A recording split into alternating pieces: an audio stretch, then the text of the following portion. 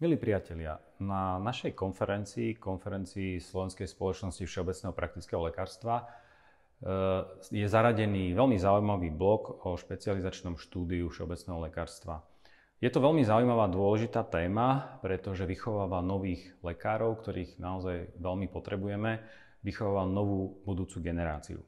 Máme pozvaných veľmi zaujímavých hostí, ktorí sa budú vyjadrovať k aktuálnej situácii a samozrejme aj k istým víziám do budúcnosti. Cieľom tejto diskusie by malo byť posunúť toto špecializačné štúdium tak, aby bolo stále viac a viac praktické pre tých, ktorí ho absolvujú, samozrejme aj pre tých, ktorí sa do neho zapájajú ako lektori alebo učitelia, pretože len kvalitným vzdelávaním vieme získať nových kvalitných všeobecných lekárov, všeobecných praktických lekárov. Rád by som vás teda pozval, aby sme spoločnými silami jednak analyzovali súčasnú situáciu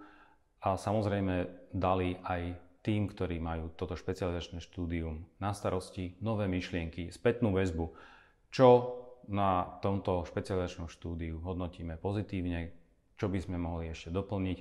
a aby samozrejme, ako už bolo spomenuté, sme vychovávali stále viac a viac kvalitných všeobecných praktických lekárov.